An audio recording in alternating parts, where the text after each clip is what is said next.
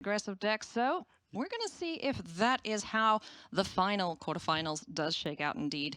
It's going to be Benton Madsen up against Gabriel Nassif. Let's take a look at our bracket, see what's happened so far. Derek Davis on Fires, Reed Duke on Creativity, Takumi Matsura Mono White, and we're going to have another, well, potentially unique deck if Madsen can beat Nassif, but that is a tall order indeed. So take a look here, Benton Madsen, he's got such, I'm just happy to be here energy this weekend, you know, first big event, qualified, playing on his phone for Pete's sake.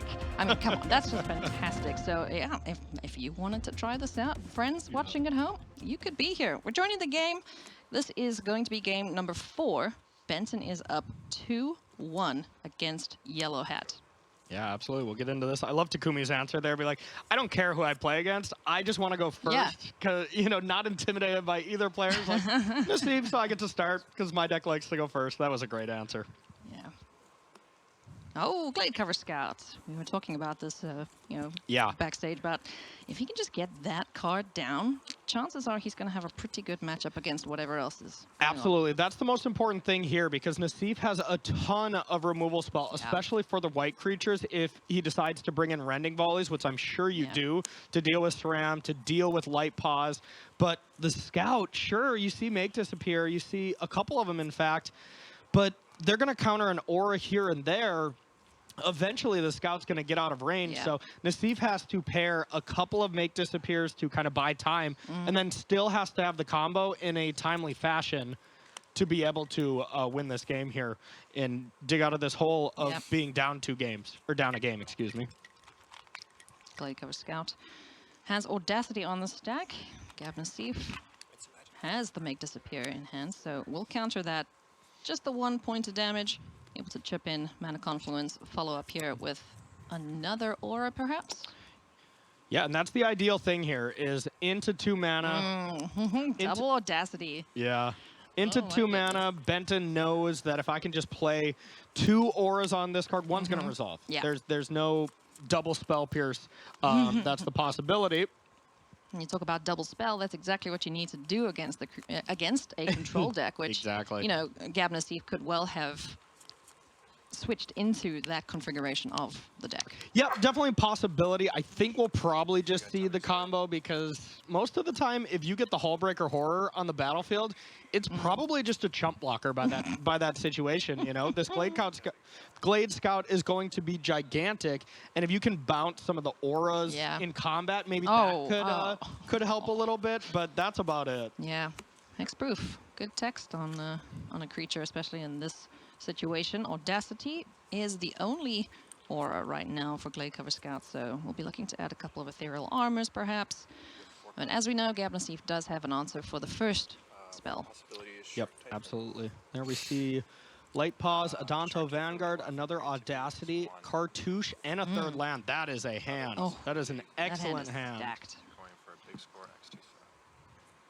If you're going for a big score XT setup, then he's talking through Gabriel Nassif's game plan. If you're going for a Shark Typhoon setup, then I would actively want to play into Most of the time, you don't want to be giving away information right now, but you know what? If this helps Benton's process to be able to, you know, get the gears turning in his own head, sure. Whatever helps for you, Benton. How used to, you know, talking through plays have we gotten in the digital age of Magic? You know, just sitting behind a computer being like, okay, if you have that, then you have that, you have that. Okay, cool. You know, Gabriel Nassif isn't going to be sitting there going, yes, He knows all this already. He's a Hall of Famer. He hardcasts Shark Typhoons. I don't know. I've seen Nassif play a lot of Magic and talks to, usually about a couple thousand people, Twitch chatters there on his popular stream. What a great moment yesterday when we heard for Twitch chat and hardcast Shark Typhoon. I owe him a high five. Oh, yeah, absolutely. Still working through the potential follow-up here from Yellow Hat. So Glade Cover Scout itching to get in some points of damage here. Yeah, and I think if Benton had just like 2 auras to just strap to this, that would probably be #1 to try to avoid removal spells. But there were quite a bit of creatures, so it would make sense that we want to start with a creature, see what happens to that, and then go from there. Adanto Vanguard looks to be on the stack. I think that got pushed up real quick. And that's a tricky one. You kind of have to make disappear that one Yeah. if you're Nassif, because, well, Oh, yeah. removal doesn't really work on that one. That kind of pseudo-hex proof, so that was a great creature to start with, where if Benton would have started with that light pause, that Fire Prophecy could have dealt with that, so... Indeed. Oh my goodness. +4/+4 currently on the Glade Cover Scout, so 5 points of damage. Down to 12 goes Nassif. The audacity of Benton, The huh? audacity. There's 3 of them. Audacity, very good. Thank you, thank you. Yeah, and there we go. That's a 5-power creature. This is more than likely a 2-turn clock if there's kind of any follow-up Yep. here. But that is this Ooh. magical turn 4 here. Nassif really looking for big score into the combo. Might be fast enough this turn if he does have all the pieces. I know Fire Prophecy was in hand, and then some mystery cards for Nassif. Oh, now Benton's got to do the math here. Let's see if he can cobble together a win. Right now, what does Nassif have to answer? Running through all the options here. We heard a whisper of Spell Pierce, so it has that on the mind. Has a lot of things prepared. You know, I mean, these are exactly what you want to be doing as a player. You know, maybe keeping it in your head sometimes if you're giving away information, but these are the exact kind of things you want to be constantly thinking about. So for any new players thinking, you know, should I be thinking this much about my plays? Yes, you should. Absolutely. Light Pause, Emperor's Voice hits the board. Looks like that's going to resolve. So this is when it enters the battlefield, so we're likely going to see that Fire Prophecy on the light pause with an aura on the stack Yeah. if there's no big score into combo. Yep, Nassif's looking right now, is this a cast trigger or if this is an enters the battlefield? Being a enters the battlefield, this is going to heavily incentivize Nassif to fire off a removal spell. Otherwise, you just get 2 auras for the price of 1. You know, there is the potential here for, you know, take care of Light Pause and then animate the Mutavault to block the Glade Cover Scout. Because it's got a lot of power, but it ain't got no booty to back it up. Absolutely, but that's not going to work with the cartouche on the stack. It will have first strike no matter what. Yep. But yeah, absolutely. Mutavault would have been a nice way to deal with that. Yep. First strike. Quite pesky indeed here for any potential blockers. So that is 6. It's kind of the magic number with Nassif right now. Being at 12, this is going to be a 2-turn hit. Oh, and there is the really big tension point here. Nassif has both options as a choice. If he could look at the top 3 cards of the library and see that there is a creativity and land number 5, he's going to be like, yeah, absolutely. I'll take it. You're dead. Yep. But, you know, if that isn't there and he doesn't Fire Prophecy here, all of a sudden, Nassif isn't going to have time for big score next turn. So I think... God, it's so close. I almost think Nassif is priced into just trying to big score to get it. Because if he's not dead right now, you got to go for it because otherwise you're dead next. Yeah, exactly. Here's the big score, but it's smart to do it in response because if you... Oh, okay. Because if you big score and you don't hit anything, maybe you can Fire Prophecy.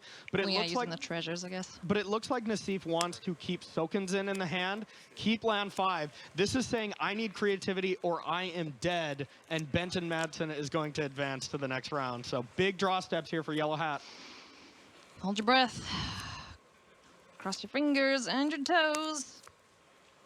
Let's see if Nassif can stay alive here.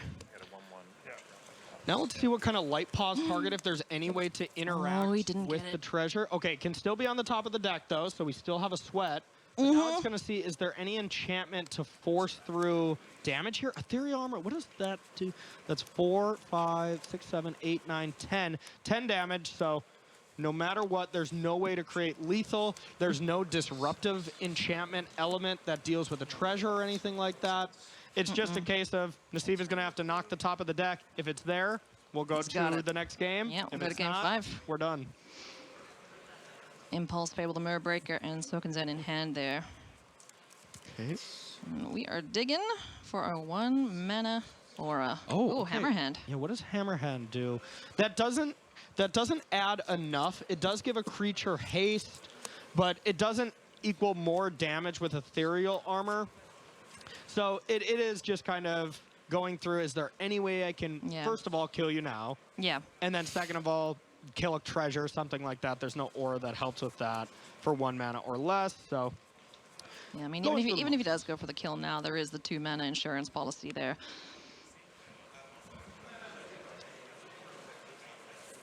Oh, excuse me, the Fire Prophecy went to the graveyard, Yeah, so that's absolutely. not an option even at this point. So now it's just a case of, all right, well, I'm doing the math myself and hoping, like, heck, you can't kill me.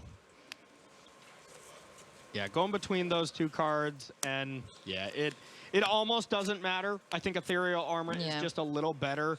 In the long run, for sure. In the long run, just for adding more power. And yeah, Hammerhand is only making a creature not able to block the turn it comes into play, so it's not like when it attacks. It's just really going to be Nassif has a 4-outer here. Yep.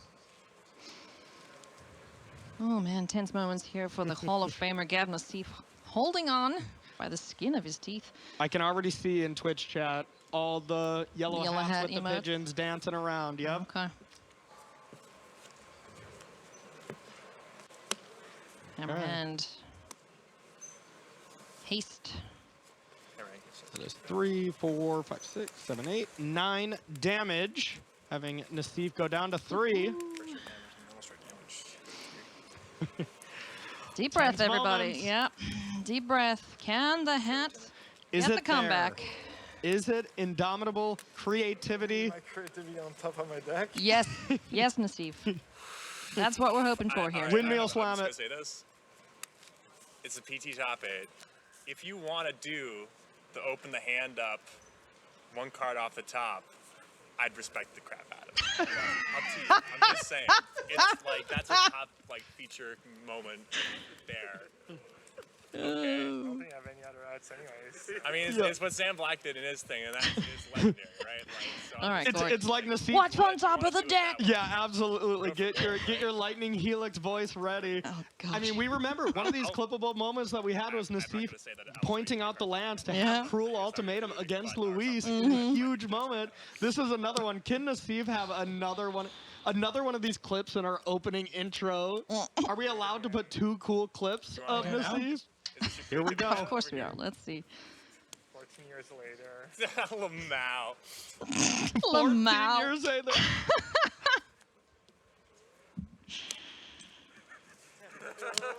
Did he find it? He hasn't looked yet. Oh, Xenagos. Buddy.